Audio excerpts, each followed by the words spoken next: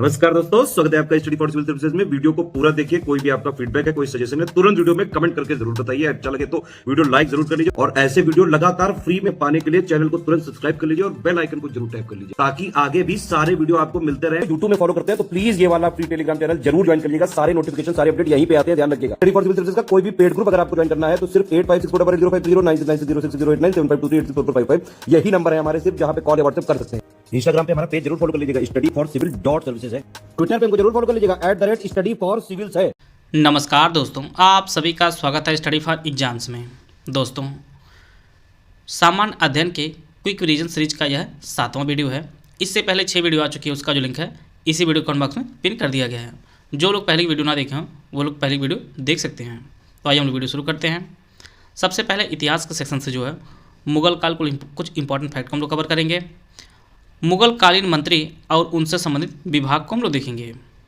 यहाँ से परीक्षा में सीधे प्रश्न पूछेगा कि दीवाने इश्तिहाक किस विभाग से संबंधित था, दीवाने खैरात किस विभाग से संबंधित था। इस प्रकार से परीक्षा में प्रश्न पूछता है। तो सबसे पहले हम लोग आरिज ए मुमालिक या दीवाने अर्ज इसे कहा जाता था और यह जो है सैन्य विभाग का प्रमुख होता था। सद्र उस सुदूर यह धर्म विभाग एवं दान विभाग का प्रमुख होता था। काजी उल कजात सुल्तान के बाद जो है न्याय का सर्वोच्च अधिकारी यह होता था। काजी उल कुजात यह जो है सुल्तान के बाद इसका स्थान होता था और यह जो है न्याय का सर्वोच्च अधिकारी हुआ करता था। बरीद ए मुमालिक यह गुप्तचर विभाग का प्रमुख अधिकारी होता था। बरीद ए मुमालिक यह कई बार परीक्षा में पूछा गया है। वकील ए दर सुल्तान की व्यक्तिगत सीमाओं की देखभाल यह करता था। वकील ए दर दीवाने खैरात जो है यह एक दान विभाग था। दीवाने बंदगान यह एक दास विभाग था और इसे जो है फिरोज शाह तुगलक के समय में जो है बनाया गया था। दीवाने बंदगान। दीवाने इश्तिहाक यह पेंशन विभाग था। वजीर जिसे आज के वर्तमान में प्रधानमंत्री के नाम से जानते हैं, यह राजस्व विभाग का प्रमुख हुआ करता था। मुशरिफ ए मुमालिक यह महालेखाकार होता था। प्रांतों व अन्य विभागों से प्राप्त आय और व्यय का जो है लेखा जोखा रखता था। मजमुआदर यह उधार दिए गए धन का हिसाब रखता था और खजीन जो है यह कोषाध्यक्ष होता था। कुछ इम्पॉर्टेंट विभाग हम लोग देखेंगे। इसकी स्थापना किसने की थी। दीवाने मुस्तगरा यह है आपका वित्त विभाग हुआ करता था और इसकी जो स्थापना है वह अलाउद्दीन खिलजी ने की थी। दीवाने बंदगान की जो स्थापना है वह फिरोज शाह तुगलक ने की थी। दीवाने कोही ये कई बार परीक्षा में पूछा गया है और यह जो है एक कृषि विभाग हुआ करता था और इसकी जो स्थापना है वह मोहम्मद बिन तुगलक द्वारा की गई थी। दीवाने खैरात इसकी जो स्थापना जो है यह फिरोज शाह तुगलक द्वारा की गई थी। दीवाने अर्ज यह एक सैन्य विभाग हुआ करता था, इसे जो है बलबन ने स्थापित किया था। और दीवाने इश्तिहाक की जो स्थापना है वह फिरोज शाह तुगलक ने की थी। अलाउद्दीन खिलजी के सेनापतियों की जो उपाधि दी गई थी उनको हम लोग देखते हैं। अल्तमास बेग को उलूग खां की उपाधि दी गई थी। मलिक हिजाबुद्दीन को जफ़र खां की उपाधि मिली थी। मलिक संजर को अल्प खां और मलिक जलेसरी को जो है नुसरत खां की उपाधि दी गई थी। अलाउद्दीन के 4 सेनापति थे जिनमें अल्तमास बेग, जिन्हें हम लोग उपाधि नाम से काफ़ी चर्चित जानते हैं, जैसे उलूग खां, जफ़र खां, अल्प खां और आपका नुसरत खां। तो ये उपाधियाँ जिन जिनको दी गई थी उनको हम लोग देख लिए हैं। कुछ सूफी संत हैं, उनकी दरगाह कहाँ पर कई बार परीक्षा पूछता है। तो सबसे पहले जो है ख्वाजा मोइनुद्दीन चिश्ती, यह जो है भारत में चिश्ती संप्रदाय के संस्थापक माने जाते हैं। इनका जो जन्म है ईरान में हुआ था, सिस्तान, और इनकी जो दरगाह आपके अजमेर में है। शेख निजामुद्दीन औलिया, इनके जन्म जो आपको बताया हुआ था उत्तर प्रदेश के, और इनकी जो दरगाह आपके दिल्ली में है। शेख नसीरुद्दीन चिराग, इनका जन्म जो अयोध्या में हुआ था और इनकी जो दरगाह आपकी दिल्ली में है। परीक्षा में अजमेर वाली काफ़ी पूछता है और इसके बाद जो है शेख निजामुद्दीन औलिया का भी परीक्षा में पूछता रहता है। सल्तनत कालीन कुछ स्थापत्य को हम लोग देखते हैं। कुतुब मीनार की जो निर्माण प्रारंभ करवाए थे वह कुतुबुद्दीन ऐबक ने करवाया था और इसे जो पूर्ण रूप से जो है इल्तुतमिश ने इसे पूरा करवाया था और यह आपके दिल्ली में स्थित है। 2.5 दिन का झोपड़ा यह अजमेर में स्थित है और इसका जो है कुतुबुद्दीन ऐबक ने इसका निर्माण करवाया था। कुव्वत उल इस्लाम मस्जिद, इसकी जो स्थापना कराई थी वह आपके कुतुबुद्दीन ऐबक ने करवाई थी 1192 में। यह दिल्ली में स्थापित है। सुल्तानगढ़ी की स्थापना जो है 1231 में हुई थी और नसरुद्दीन महमूद का जो मकबरा है यह इल्तुतमिश ने करवाया था। और यह आपके कुतुब मीनार से 3 किलोमीटर दूर पर स्थित एक मलकापुर जगह है, वहाँ पर यह है सुल्तानगढ़ी। इल्तुतमिश का मकबरा इल्तुतमिश ने स्वयं बनवाया था। बदायूं की जामा मस्जिद जो है इसका निर्माण इल्तुतमिश ने करवाया था। अतारकिन का दरवाज़ा का निर्माण भी इल्तुतमिश ने कराया था। 1000 सितून जो स्तंभ है इसका निर्माण अलाउद्दीन खिलजी ने करवाया था। तुगलकाबाद की जो स्थापना है वो गयासुद्दीन तुगलक ने की थी।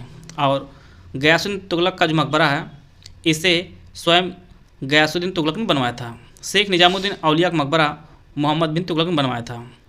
फिरोज शाह तुगलक का मकबरा फिरोज शाह तुगलक ने जो है स्वयं खुद बनवाया था। फिरोज शाह तुगलक ने अपना मकबरा बनवाया था। मोट की मस्जिद का निर्माण 1505 ईस्वी में वाजिद मियाँ भुइयाँ ने करवाया था।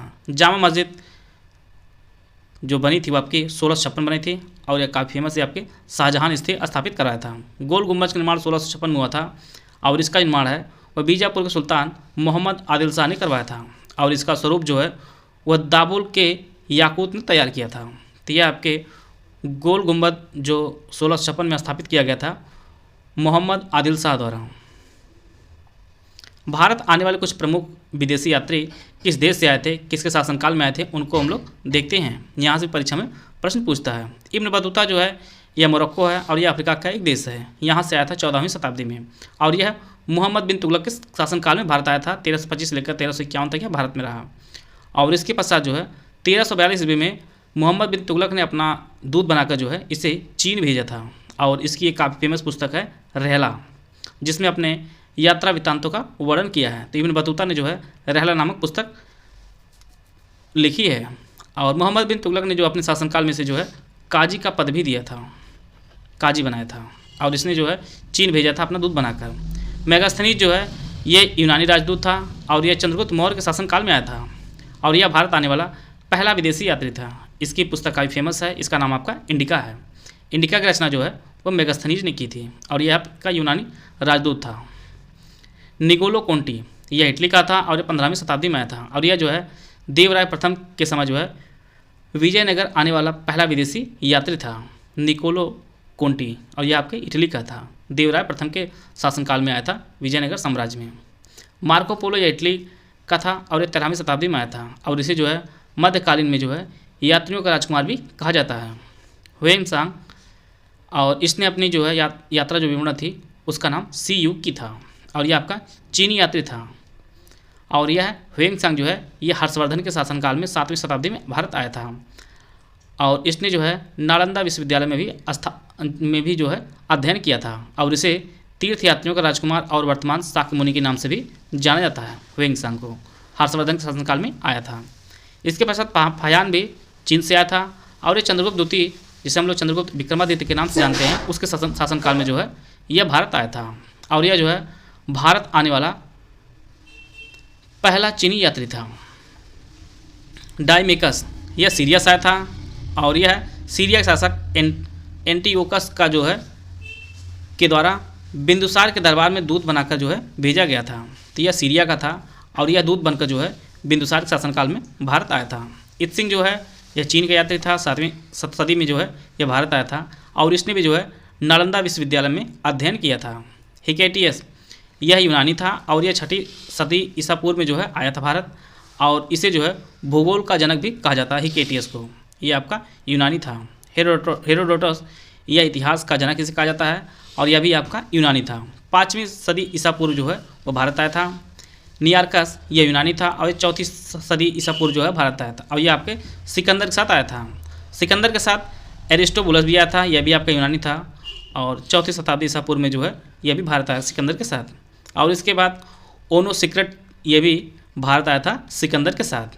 तो नियार्कस, एरिस्टोबुलस, ओनो सिक्रेट ये सभी जो है यूनानी थे और 4ठी ईसा पूर्व में जो है सिकंदर के साथ भारत आए थे। डायनोसियस जो है यह मिस्र का था और यह जो है बिंदुसार और अशोक के शासनकाल में जो है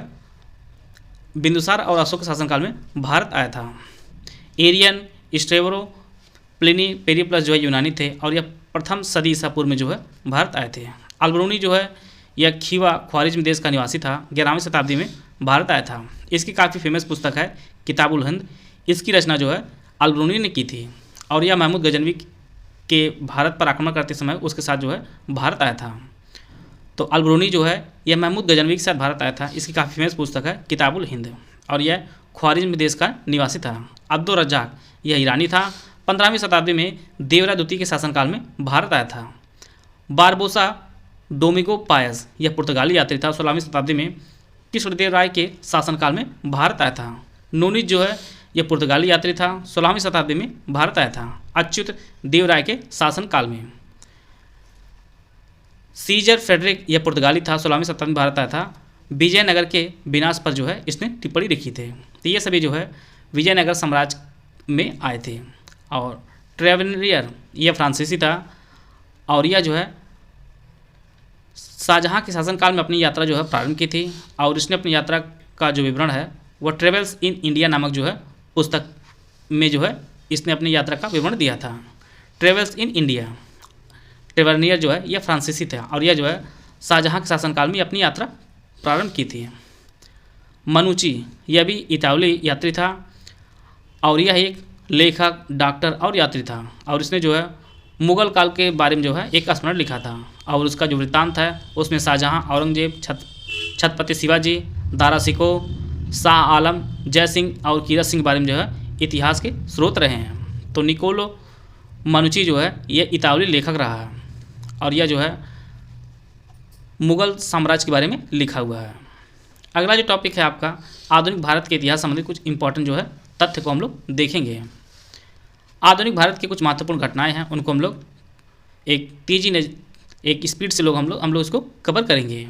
वास्को डी गामा भारत जो आया था कालीकट तट पर, वह 20 मई 1498 में आया था। छोटी परीक्षाओं में जो है वो सीधे जो है डेट ही पूछते हैं। वास्को डी गामा कब आया था? वह आपका 1498 में कालीकट के तट पर आया था। फ्रांसीसी डी अल्मीडा भारत में पहले पुर्तगाली वायसराय और गवर्नर बन गया था 1505 में। इसके बाद जो है अल्फांसो द अल्बुकर्क भारत में पुर्तगाली गवर्नर बन के आया 1509 में, और पुर्तगालियों ने कोचीन में जो पहला कारखाना खोला था 1503 में। पुर्तगालियों ने कुन्नूर में अपना दूसरा कारखाना खोला था 1505 ईस्वी में। अंग्रेजी ईस्ट इंडिया कंपनी ने सबसे पहले मछलीपट्टनम में एक अस्थायी कारखाना स्थापित किया था 1611 में। अब इससे पूर्व जो है ईस्ट इंडिया कंपनी जो स्थापना हुई थी वह 1600 ईस्वी में हुई थी। यह कई बार परीक्षा में पूछा गया है। कर्नाटक युद्ध जो हुआ था पहला वह 1746 से लेकर 1748 मध्य हुआ था। दूसरा कर्नाटक युद्ध 1749 से लेकर 1754 के मध्य हुआ था। तीसरा कर्नाटक युद्ध 1756 से लेकर 1763 के मध्य हुआ था। प्लासी युद्ध आपका 1757 में हुआ था। वांडीवास की लड़ाई 1760 में हुई थी। पानीपत की तीसरी लड़ाई अहमद शाह अब्दाली और संयुक्त मराठा सेना के मध्य हुई थी, जिसमें मराठा जो है वो पराजित हो गए थे, और यह युद्ध आपका लड़ा गया था 1761 में। बक्सर का युद्ध अंग्रेजों ने शाह आलम, शुजाउद्दौला और मीर कासिम को जो है पराजित किया था, और यह युद्ध लड़ा गया था 1764 में। बंगाल में जो भीषण अकाल पड़ा था वह 1757 पड़ा था। रेगुलेटिंग एक्ट जो पास हुआ था वह 1773 में, और इसके तहत जो है प्रेसिडेंटी कलकत्ता के नियंत्रण में आ गई थी।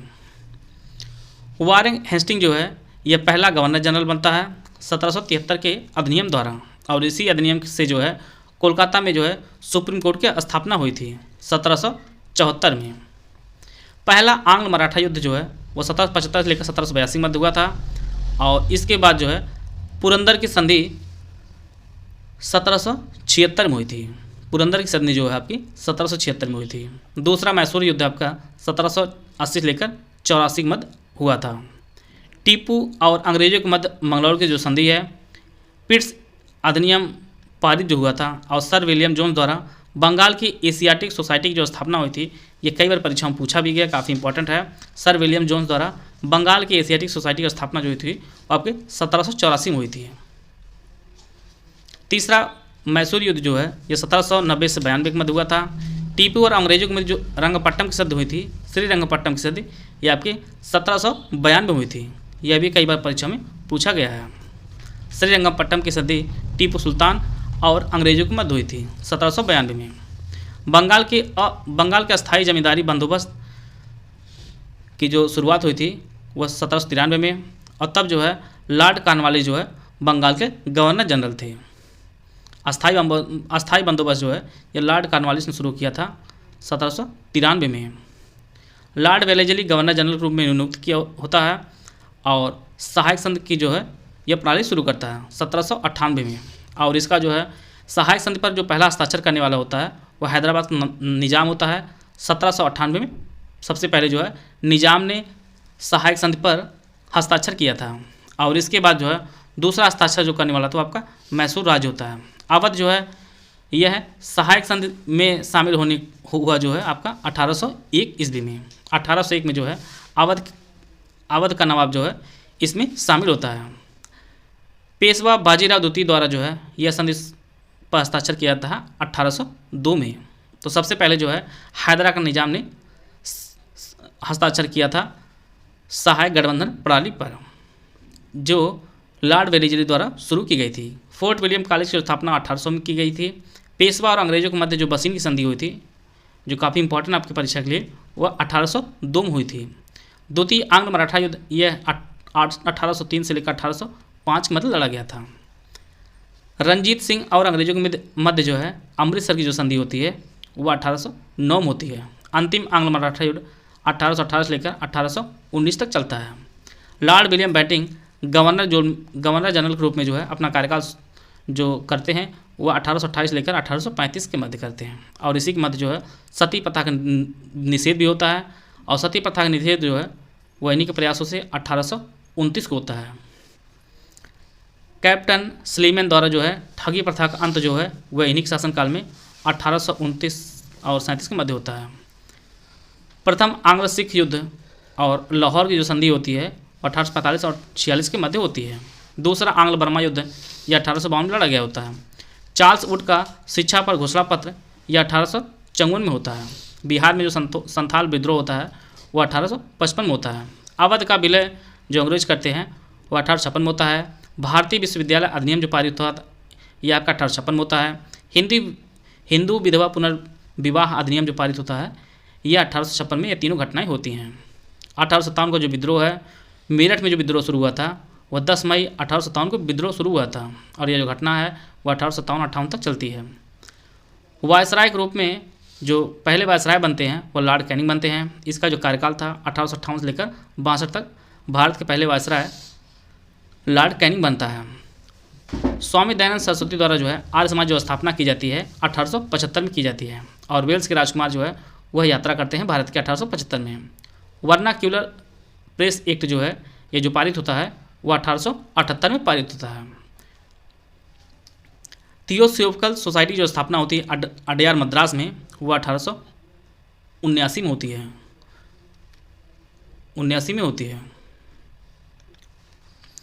लॉर्ड डफरिन के कार्यकाल में जो है भारतीय राष्ट्रीय कांग्रेस की स्थापना होती है और इसका जो कार्यकाल था वह है 1884 से लेकर 1888 तक इसका कार्यकाल था। और भारतीय राष्ट्रीय कांग्रेस का जो प्रथम अधिवेशन मुंबई में आयोजित किया जाता है वह 1885 में होता है। आईएनसी की जो स्थापना होती है वह आपकी 1885 में होती है। भारतीय परिषद अधिनियम 1892 में पारित होता है। रामकृष्ण मिशन की जो स्थापना है वह विवेकानंद द्वारा 1897 में की जाती है। वायसराय लॉर्ड कर्जन का जो कार्यकाल रहा वो 1899 लेकर 1905 तक रहा है और इसी के जो है कार्यकाल के मध्य जो है बंगाल का विभाजन होता है 1905 में। बंगाल का जो विभाजन होता है 1905 में होता है। ढाका मुस्लिम लीग की जो स्थापना होती है वह 1906 में होती है। यह भी काफ़ी इम्पोर्टेंट है। मुस्लिम लीग की जो स्थापना होती है 1906 में ढाका में होती है। Morley Minto reform Indian council act जो पास होता है वह 1909 में होता है। दिल्ली दरबार और राजधानी को जो है दिल्ली हस्तांतरित करने की जो घोषणा की गई थी कोलकाता से वो 1911 में की जाती है। घोषणा 11 में होती है और यह जो है बनती है अस्थायी रूप से आपका 1912 में होती है। घोषणा 1911 में हो चुकी होती है। गांधी जी दक्षिण अफ्रीका से जो भारत आते हैं वह 1915 में आते हैं। होम रूल लीग की जो स्थापना होती है वह 1916 में होती है। और भारतीय राष्ट्रीय कांग्रेस के जो लखनऊ समझौता होता है जिसमें जो है यह भी आपका 1916 में ही होता है। अखिल भारतीय मुस्लिम लीग और पूना में महिला विश्वविद्यालय जो स्थापना होती है यह आपके 1916 में ये सभी घटनाएं होती हैं, जिनमें से काफ़ी इंपॉर्टेंट जो आपका लखनऊ समझौता है जो 1916 में हुआ था। मॉन्टेग्यू चेम्सफोर्ड रिफॉर्म और रॉलेट एक्ट जो पास हुआ था वो आपका 1919 में हुआ था। खिलाफत आंदोलन भी आपका 1919 में होता है। असहयोग आंदोलन के 1 साल बाद 1920 में गांधी जी शुरू करते हैं। मोपला विद्रोह 1921 में होता है। साइमन कमीशन की घोषणा होती है वो 8 नवंबर 1927 को घोषणा होती है और यह मुंबई पहुंचता भारत जो है वह 3 फरवरी 1928 को जो है यह मुंबई पहुंचता है साइमन कमीशन। और इसके विरोध में जो है लाला लाजपत राय की पुलिस हमले में मृत्यु हो जाती है 1928 में हो जाती है। और इसी टाइम जो है नेहरू रिपोर्ट जो प्रस्तुत की जाती है आपकी वह 1928 में होती है। भगत सिंह और बटुकेश्वर दत्त ने जो है विधानसभा में जो बम फेंके थे वो आपका 1929 में बम फेंके थे, बटुकेश्वर दत्त और भगत सिंह। गांधी जी का दांडी मार्च और सविनय अवज्ञा आंदोलन जो शुरू होता है वह 1930 में शुरू होता है। प्रथम गोलमेज सम्मेलन वर्ष 1930-31 में प्रारंभ होता है। इसके बाद 1931 में द्वितीय गोलमेज सम्मेलन होता है और उससे पूर्व जो है गांधी इरविन समझौते पर जो है हस्ताक्षर होता है आपका 1931 में। तीसरा गोलमेज सम्मेलन और पूना समझौते पर हस्ताक्षर जो है ये आपका 1932 में होता है। भारत सरकार अधिनियम 1935 ब्रिटिश संसद द्वारा पारित किया गया था 1935 में। और बर्मा जो है भारत से 1935 के अधिनियम से वर्ष 1937 में जो है वो अलग होता है। और सभी वायसराय जो भारत के वायसराय बनते हैं उनमें जो सर्वाधिक शासनकाल रहा, जो कार्यकाल रहा है वह लॉर्ड लिनलिथगो का रहा। यह आपका काफ़ी इंपॉर्टेंट है। सबसे बड़ा टेन्योर जो रहा है वह लॉर्ड लिनलिथगो का था। वर्ष 1936 से लेकर 1944 के मध्य जो है इसका कार्यकाल रहा है। कांग्रेस का जो हरिपुरा अधिवेशन होता है आपका 1938 में होता है। द्वितीय विश्व युद्ध जो शुरू होता है वो आपका 1939 में द्वितीय विश्व युद्ध शुरू होता है। मुस्लिम लीग लाहौर द्वारा पारित पाकिस्तान जो प्रस्ताव आपका 1940 में प्रस्ताव पारित किया गया था। क्रिप्स मिशन 1942 में जो है भारत आया था। 8 अगस्त 1942 को कांग्रेस द्वारा पारित भारत छोड़ो प्रस्ताव जो है लाया गया था आपका। यह जो घटना होती है आपका 1942 में होती है। कैबिनेट मिशन की योजना की घोषणा जो होती है वह 16 जून 1946 को होती है। लॉर्ड माउंटबेटन का वायसराय के रूप में जो कार्यकाल रहा है वह 1947 से 48 तक इनका कार्यकाल रहा है। लॉर्ड माउंटबेटन का वायसराय जो कार्यकाल रहा आपका 1947-48 तक कार्यकाल रहा है। महात्मा गांधी जी की जो हत्या की वजह होती है नाथूराम गोडसे द्वारा वह 30 जनवरी 1948 को होती है। और राजगोपालाचारी को प्रथम भारतीय गवर्नर जनरल नियुक्त किया जाता है 21 जून को 1948 में। भारत का नया संविधान जो अपनाया गया और उस पर हस्ताक्षर जो किया गया था 26 नवंबर 1949 को। भारत एक गणतंत्र बन जाता है और जो भारत संविधान 26 जनवरी को लागू होता है। और उसके साथ जो है योजना आयोग का जो गठन किया जाता है और भारत के पहले राष्ट्रपति बनाए थे। ये जब सभी घटनाएं होती है आपके 1950 को होती है। भारत गणराज्य बनता है और संविधान लागू हो जाता है 26 जनवरी को। योजना आयोग का भी गठन आपका 1950 में कर दिया गया था और डॉक्टर राजेंद्र प्रसाद जो है यह भारत के पहले राष्ट्रपति बनाए जाते हैं। तो ये सभी जो घटनाएं आपकी होती है ये आपके 1950 में होती है। कुछ और इम्पोर्टेंट कुछ डेट्स हैं। 1856 में जो है नवाब वाजिद अली शाह को गद्दी से हटाया जाता है और जो है अवध का अधिग्रहण कर लिया जाता है। 30 मई 1857 को लखनऊ में विद्रोह होता है और इसका नेतृत्व जो है हजरत महल जी करती हैं। 1853 में बम्बई से थाने के मध्य जो है पहली रेल लाइन बिछाई गई थी। भारत में जो है रेल पहली चली थी वो आपके 1853 में चली थी। 1911 में जो है कलकत्ता की जगह जो है दिल्ली को राजधानी बनाया गया। यह घोषणा की जाती है और यह आपका 1912 में स्थापित होती है, हस्तांतरित होती है। चंपारण आंदोलन ये आपका 1917 में शुरू होता है। 1918 में खेड़ा गुजरात में जो है किसान आंदोलन तथा अहमदाबाद में जो है मजदूर आंदोलन शुरू होता है। यह जो घटना होती है ये आपके 1918 में होती है। रॉलेट एक्ट आपका मार्च अप्रैल 1919 में पारित होता है। जलियांवाला हत्याकांड जो होता है यह अप्रैल 1919 में होता है। यह कई बार परीक्षाओं में आपकी पूछा गया है। असहयोग आंदोलन और खिलाफत आंदोलन आपका 1921 में होता है। 1928 में बारदोली में किसान आंदोलन होता है और यहीं पर जो है सरदार की उपाधि मिलती है वल्लभ भाई पटेल जी को। 1929 में लाहौर अधिवेशन जो दिसंबर में पूर्ण स्वराज को कांग्रेस का लक्ष्य घोषित किया जाता है। यह भी कई बार परीक्षा में पूछा गया है। अधिवेशन आपका लाहौर अधिवेशन हुआ था कांग्रेस का और पूर्ण स्वराज जो घोषित किया जाता है लक्ष्य ये आपका 1929 में किया जाता है। मार्च अप्रैल 1930 में जो है सविनय अवज्ञा आंदोलन शुरू किया जाता है दांडी यात्रा शुरू की जाती है 1930 में। 1931 में गांधी इरविन समझौता होता है मार्च 1931 में। दूसरा गोलमेज सम्मेलन आयोजित होता है आपका दिसंबर 1931 में। भारत छोड़ आंदोलन आपका शुरू होता है अगस्त 1942 में। कैम्ब्रिज से पढ़ने वाले एक पंजाबी मुसलमान थे जिनका नाम चौधरी रहमत अली थे। इन्होंने जो है पाकिस्तान नाम का जो है पेश किया था। यह जो घटना होती है 1933 में होती है। 26 जुलाई 1945 को ब्रिटेन में जो है लेबर पार्टी की सरकार आती है। क्लेमेंट एटली जो है वह प्रधानमंत्री बनाए जाते हैं। अगस्त 1946 में मुस्लिम लीग की स्थापना के लिए जो है प्रत्यक्ष कार्यवाही के पक्ष में जो है फैसला लेती हैं। यह जो घटना होती है आपको 1946 में होती है। और 9 दिसंबर 1946 को संविधान सभा का जो है पहला अधिवेशन शुरू होता है। तो इस प्रकार जो है इतिहास के कुछ इंपॉर्टेंट फैक्ट हम लोग उनको कवर कर लिए हैं।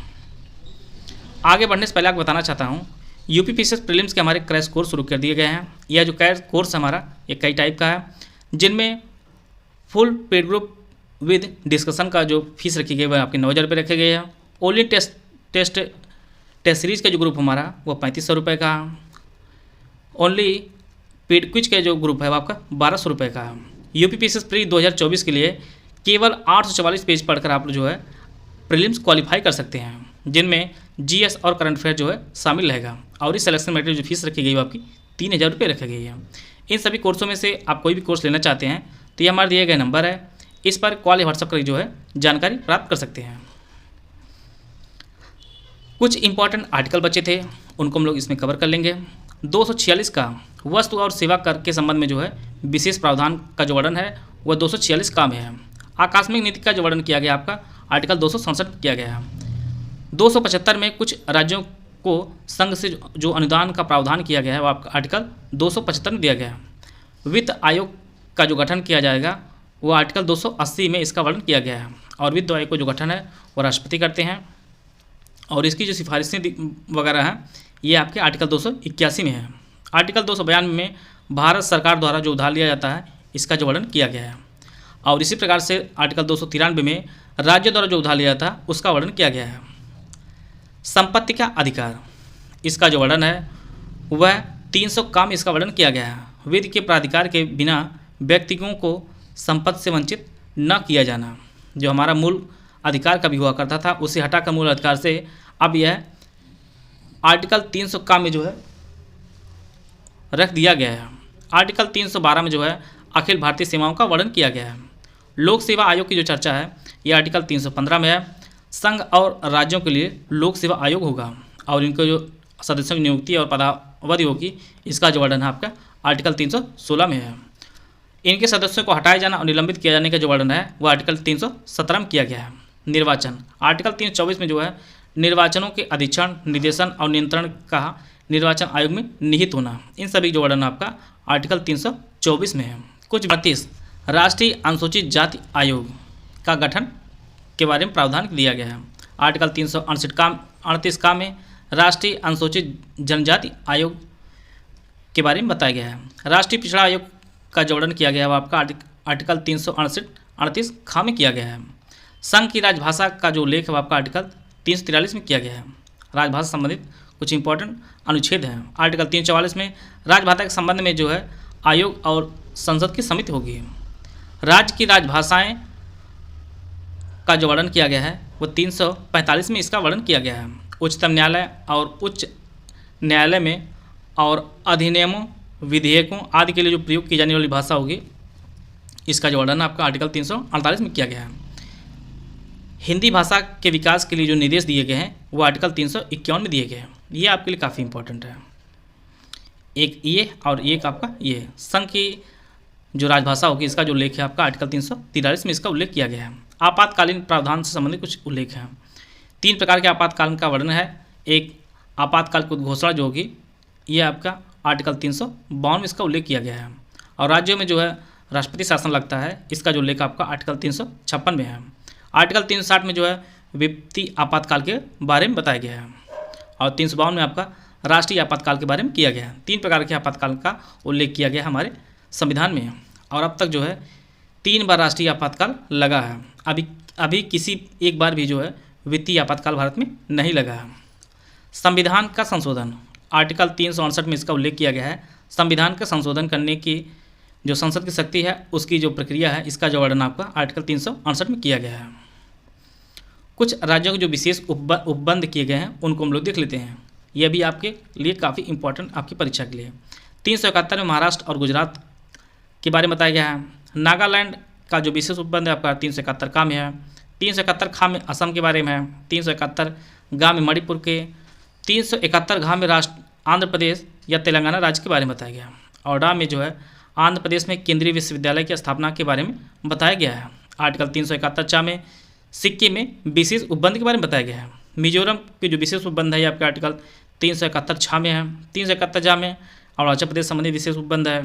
गोवा के बारे में आर्टिकल 371 जा के बारे में बताया गया है। आर्टिकल 371 डा में जो है कर्नाटक राज्य के संबंध में विशेष उपबंध है। तो इस प्रकार जो है पॉलिटी के जो इंपॉर्टेंट आर्टिकल थे उनको हम लोग देख लिए हैं। अब हम लोग एक विशेष पदाधिकारी जो हमारी परीक्षा के लिए काफ़ी इंपॉर्टेंट, जहाँ से प्रश्न बार बार पूछता है, उनको हम लोग देखेंगे। तो सबसे पहले जो है शुरू करते हैं वरीयता क्रम।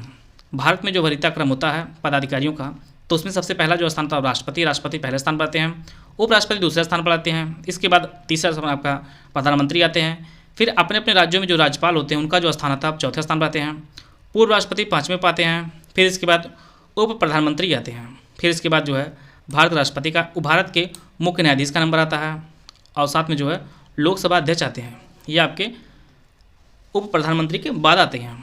संघ के जो कैबिनेट के मंत्री होते हैं, अपने अपने राज्यों में जो राज्य के मुख्यमंत्री होते हैं, नीति आयोग के उपाध्यक्ष और पूर्व प्रधानमंत्री, और साथ में राज्यसभा और लोकसभा में विपक्ष के नेता, ये सभी जो है 7वें स्थान पर आते हैं। फिर इसके बाद जो है भारत रत्न से जो भारत रत्न जिन्हें दिया जाता है उन्हें 7A के तहत रखा जाता है। इसके बाद आपके जो भारत के मान्यता प्राप्त राष्ट्रमंडल के राजदूत हैं, असाधारण और पूर्णाधिकारी और उच्चायुक्त राज्यों के राज्यपाल, अपने राज्य के बाहर राज्यों के मुख्यमंत्री, अपने राज्य के बाहर उपराज्यपाल जो अपने राज्य क्षेत्र में हो, इन सब का स्थान आता है। इसके बाद उच्चतम न्यायालय के न्यायाधीश का स्थान आता है। संघ लोक सेवा आयोग के अध्यक्ष का इसके बाद जो है स्थान आता है। 9A के तहत आपके मुख्य चुनाव आयुक्त हैं, भारत के नियंत्रक एवं महालेखा परीक्षक जिन्हें हम लोग कैग के नाम जानते हैं। और 10वें जो आते हैं आपके राज्यसभा के उपसभापति आते हैं, राज्यों के उप मुख्यमंत्री आते हैं, लोकसभा के अध्यक्ष, नीति आयोग के सदस्य और संघ राज्य के सदस्य, और रक्षा मंत्रालय के लिए रक्षा मंत्रालय के कोई अन्य मंत्री हो सकता है। तो यह जो है क्रम है। विशेष रूप से आप लोग ऊपर का याद कर लीजिए। सबसे पहले राष्ट्रपति आते हैं, फिर उपराष्ट्रपति, फिर प्रधानमंत्री, फिर राज्यपाल आते हैं, फिर उपराष्ट्रपति आते हैं, पूर्व राष्ट्रपति आते हैं, और इसके बाद जो है उप प्रधानमंत्री आते हैं, फिर आपके भारत के मुख्य न्यायाधीश आते हैं, और उसके साथ जो है लोकसभा अध्यक्ष, ये दोनों समान पद पर रहते हैं। फिर आपके कैबिनेट मंत्री आते हैं। तो ये सभी जो है नोट कर लीजिएगा आप लोग। सबसे पहला जो टॉपिक हम लोग रिवीजन करेंगे, भारत के जो इंपॉर्टेंट पदाधिकारी हैं उनमें आपका भारत के राष्ट्रपति का हम लोग क्विक रिवीजन करेंगे। भारत का जो राष्ट्रपति होता है वो देश का मुखिया होता है, और यह भारत का प्रथम नागरिक भी होता है। आर्टिकल 73 के तहत जो है देश के सशस्त्र बलों का जो सर्वोच्च कमांडर होता है वो आपका राष्ट्रपति होता है। आर्टिकल 52 में कहा गया है कि भारत का एक राष्ट्रपति होगा। भारत में राष्ट्रपति चुनाव जो है यह भारत का चुनाव आयोग करवाता है, और भारत का जो राष्ट्रपति होता है इसमें लोकसभा, राज्यसभा और विधानसभा जो है निर्वाचित सदस्यों द्वारा चुना जाता है। इसमें जो लोकसभा के सदस्य होते हैं, राज्यसभा सदस्य और विधानसभा जो है जो निर्वाचित सदस्य होते हैं, मनोनीत नहीं, जो निर्वाचित सदस्य होते हैं वही इसमें भाग लेते हैं। इसमें जो है 2 ऐसे केंद्रशासित प्रदेश हैं जिनमें आपका दिल्ली और पुडुचेरी है। इन विधानसभाओं के सदस्य जो निर्वाचित होते हैं वह इस प्रक्रिया में भाग लेते हैं, और इसका जो प्रावधान किया गया है वो आर्टिकल 392 के तहत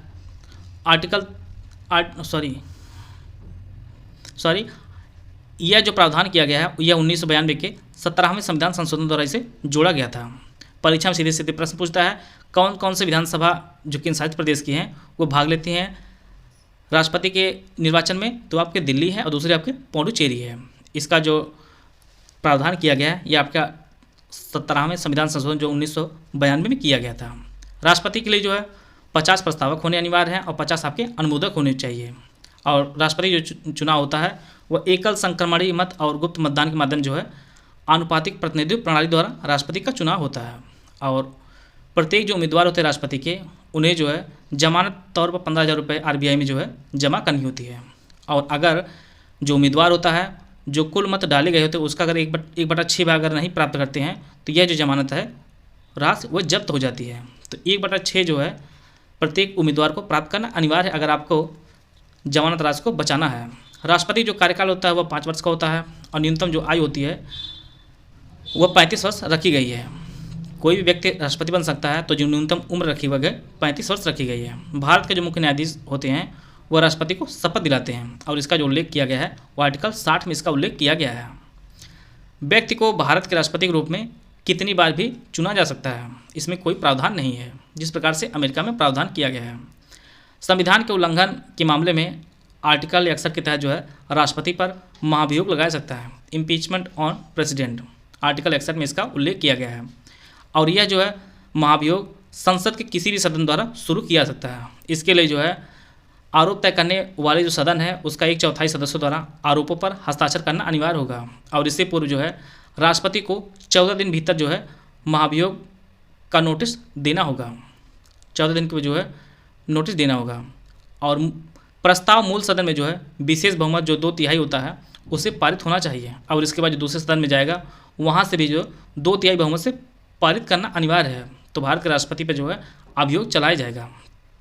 तो सबसे पहले इंपॉर्टेंट जो चीज़ है आपके लिए, राष्ट्रपति जो महाभियोग लगता है वो किसी भी सदन, चाहे राज्यसभा हो चाहे लोकसभा, किसी भी सदन से शुरू कर सकता है और इसके लिए जो 1/4 सदस्य जो है आरोप पर हस्ताक्षर करना अनिवार्य है और राष्ट्रपति जो है 14 दिन पहले जो है भेजना अनिवार्य होगा और दोनों सदनों से 2/3 से बहुमत से पारित करना होगा। राष्ट्रपति जो इस्तीफा देता है वह उपराष्ट्रपति को देता है। भारत के जो पहले राष्ट्रपति बनाए गए थे वो डॉक्टर राजेंद्र प्रसाद जी पहले राष्ट्रपति भारत के बनाए गए थे। वर्तमान में जो है द्रौपदी मुर्मू भारत की दूसरी महिला राष्ट्रपति हैं जो 25 जुलाई 2022 को 15वीं राष्ट्रपति बनी हैं। इससे पूर्व जो है प्रतिभा देवी सिंह पाटिल जो है भारत की पहली महिला राष्ट्रपति बन चुकी हैं। भारत के राष्ट्रपति कुछ लोगों को नियुक्त करता है, जिनमें भारत के प्रधानमंत्री की नियुक्ति जो है वो राष्ट्रपति करते हैं और प्रधानमंत्री जो सलाह पर मंत्रियों की भी नियुक्ति राष्ट्रपति ही करता है। भारत के नियंत्रक महालेखा परीक्षक, जिसे हम लोग कैग के नाम जानते हैं, इसकी नियुक्ति जो है वह राष्ट्रपति करता है। मुख्य चुनाव आयुक्त और अन्य चुनाव आयुक्त की नियुक्ति राष्ट्रपति करता है। संघ लोक सेवा आयोग के अध्यक्ष और सदस्यों की जो नियुक्ति है वह राष्ट्रपति ही करता है। राज्य के राज्यपाल की नियुक्ति राष्ट्रपति करता है। भारत के वित्त आयोग के अध्यक्ष और सदस्यों की भी नियुक्ति राष्ट्रपति ही करता है। राष्ट्रपति में कुछ विधायी शक्तियाँ उनको देख लेते हैं। राष्ट्रपति संसद को बुलाता है और उसका सत्रावसान करता है। लोकसभा को भंग भी कर सकता है राष्ट्रपति और गतिरोध की स्थिति में जो है वो लोकसभा और राज्यसभा की संयुक्त बैठक बुला सकता है, जिसका उल्लेख आपका आर्टिकल 108 में है। बुलाता राष्ट्रपति है और इसकी जो अध्यक्षता है वो लोकसभा अध्यक्ष करता है और प्रत्येक आम चुनाव के बाद पहले सत्र की जो शुरुआत है भारतीय संसद को संबोधित भी राष्ट्रपति ही करता है। संसद के दोनों सदनों द्वारा पारित विधेयकों को स्वीकृति देने की जो शक्ति है वो राष्ट्रपति में ही है और राष्ट्रपति की स्वीकृति मिलते ही जो है कोई भी विधेयक जो है कानून बन जाता है। तो ये सभी जो है राष्ट्रपति की शक्तियाँ हैं। इनके पास जो है संसद द्वारा कोई विधेयक पर अपने सहमति वापस लेने की भी शक्ति है, जिसे हम लोग वीटो पावर के नाम से भी जानते हैं। अब तक जो है भारत के राष्ट्रपति जो जैल सिंह रहे हैं, इन्होंने भारतीय डाकघर संशोधन विधेयक को जो है कानून बने रोकने के लिए वीटो पावर का प्रयोग किया था। यह कई बार आपकी परीक्षा में पूछा भी गया है। भारतीय डाकघर संशोधन विधेयक को जो है के लिए वीटो पावर का प्रयोग किए थे ज्ञानी जैल सिंह। राष्ट्रपति द्वारा केंद्र शासित प्रदेशों का जो प्रशासन, इसका जो उल्लेख किया गया है आर्टिकल 239 में किया गया है और किसी भी क्षेत्र को अधिसूचित क्षेत्र घोषित करने की जो शक्ति है वो राष्ट्रपति के पास ही है। राज्यसभा में जो है 12 सदस्यों को मनोनीत कर सकते हैं राष्ट्रपति और राष्ट्रपति द्वारा जो है अध्यादेश जारी करने की जो शक्ति है वह इसका जो उल्लेख किया गया आर्टिकल 123 में किया गया है। राष्ट्रपति द्वारा अध्यादेश जारी करने की जो शक्ति है इसका जो उल्लेख है आर्टिकल 123 में है। राष्ट्रपति जो है संसद के समक्ष कुछ रिपोर्ट प्रस्तुत करवाता है, जिनमें नियंत्रक एवं महालेखा परीक्षक रिपोर्ट है, संघ लोक सेवा आयोग की रिपोर्ट है और वित्त आयोग की रिपोर्ट है। ये सभी जो है संसद के समक्ष जो है रिपोर्ट को रखवाता है राष्ट्रपति। वित्त आयोग जो है वो भारतीय संविधान के आर्टिकल 280 के तहत जो है राष्ट्रपति के द्वारा गठित किया जाता है। इसका जो वर्णन है आपका आर्टिकल 280 में इसका वर्णन किया गया है। संविधान के आर्टिकल 72 के तहत जो है राष्ट्रपति के पास अपराध के लिए दोषी ठहराए गए किसी व्यक्ति की सज़ा को माफ़ करना, राहत देना, छोड़ देना, निलंबित करना या हटाए या कम करने की जो शक्ति होगी। जहां दंड मौत की सज़ा के रूप में दी हुई। तो ये सभी जो शक्तियाँ हैं ये आर्टिकल 72 में दी गई हैं और यह राष्ट्रपति के पास होती हैं। राष्ट्रपति के पास कुछ आपातकालीन शक्तियाँ हैं जिनमें राष्ट्रीय आपातकाल लगाना, राष्ट्रपति शासन लगाना और वित्तीय आपातकाल की घोषणा करना। तो ये सभी जो शक्तियाँ राष्ट्रपति के पास होती हैं। राष्ट्रीय आपातकाल का वर्णन आर्टिकल 352 में है, राष्ट्रपति शासन का वर्णन आर्टिकल 356 में है और वित्तीय आपातकाल का जो वर्णन है आपका आर्टिकल 360 में है। आइए हम लोग देख लेते हैं भारत के पूर्व जो राष्ट्रपति रहे हैं उनको हम लोग देख लेते हैं। भारत के जो पहले प्रेसिडेंट बने हैं वह राजेंद्र प्रसाद जी हैं। सर्वपल्ली राधाकृष्णन भारत के दूसरे राष्ट्रपति रहे हैं। जाकिर हुसैन जी तीसरे राष्ट्रपति रहे हैं। वराहगिरी वेंकट रमन गिरी जो है ये चौथे राष्ट्रपति रहे हैं भारत के। पाँचवें राष्ट्रपति जो है फ़खरुद्दीन अली अहमद रहे हैं। नीलम संजीव रेड्डी ये भारत के छठे प्रेसिडेंट रहे हैं। इसके बाद जो है ज्ञानी जैल सिंह सातवें राष्ट्रपति रहे भारत के। आठवें प्रेसिडेंट जो है यह श्री वेंकट रमन जी रहे हैं। शंकर दयाल शर्मा भारत के 9वें प्रेसिडेंट रहे हैं। 10वें जो प्रेसिडेंट रहे हैं वह आर के नारायण जी रहे हैं। APJ अब्दुल कलाम जो हमारे हम सभी के सबसे अच्छे प्रेसिडेंट रहे हैं वो आपके APJ अब्दुल कलाम, ये 11वें रहे हैं। प्रतिभा देवी सिंह पाटिल आपके 12वें प्रेसिडेंट रही हैं। प्रणब मुखर्जी जी ये 13वें रहे हैं और 14वें जो राष्ट्रपति बनाए गए थे वो रामनाथ कोविंद जी हैं। और वर्तमान जो हमारे द्रौपदी मुर्मू जी हैं भारत की 15वीं राष्ट्रपति हैं। तो इस प्रकार जो है कुछ इंपॉर्टेंट जो फैक्ट थे हम लोग पॉलिटिक उनको कवर कर लिए हैं।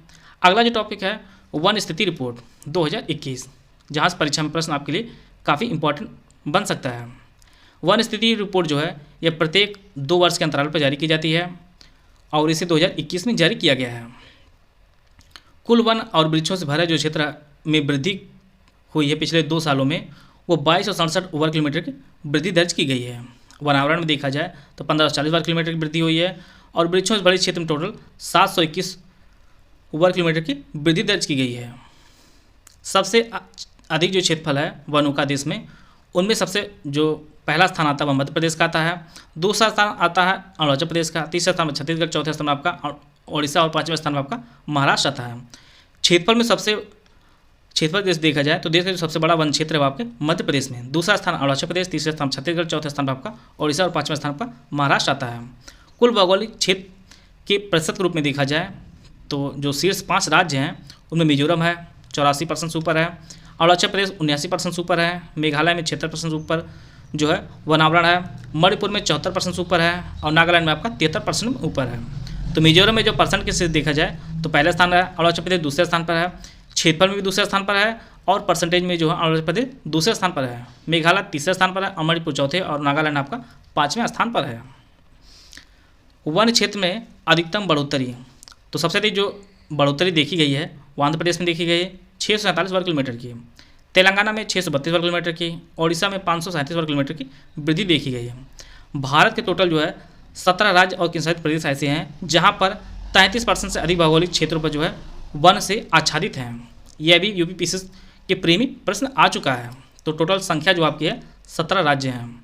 देश में कुल वन और वृक्षों से भरा जो क्षेत्र है वह 80.9 मिलियन हेक्टेयर है और यह देश के कुल भौगोलिक क्षेत्रफल का 24.62% है। यह जो डेटा है यह सबसे इम्पोर्टेंट आपकी परीक्षा के लिए 24.62% जो है यह पूरे भारत के भौगोलिक क्षेत्रफल पर हमारे वन है और यह देखा जाए तो यह 80.9 मिलियन हेक्टेयर है। मैंग्रोव क्षेत्र में जो वृद्धि दिखाने वाले 3 राज्य हैं उनमें ओडिशा है 8 वर्ग किलोमीटर वृद्धि देखी गई है, महाराष्ट्र में 4 वर्ग किलोमीटर वृद्धि देखी गई है, कर्नाटक में 3 वर्ग किलोमीटर वृद्धि देखी गई है। देश में कुल मैंग्रोव क्षेत्र में जो है 4992 वर्ग किलोमीटर क्षेत्र है भारत में और इसमें टोटल जो है 17 वर्ग किलोमीटर क्षेत्र की जो है वृद्धि देखी गई है ISFR रिपोर्ट 2021 में। तो इस प्रकार जो है ISFR रिपोर्ट से भी इंपॉर्टेंट जो फैक्ट आपकी परीक्षा में उपयोगी थे उनको हम लोग कवर कर लिए हैं। आशा है आप सभी को बहुत कुछ जानने को मिला होगा। मिलते हैं नेक्स्ट वीडियो में, तब तक के लिए जय हिंद, जय भारत।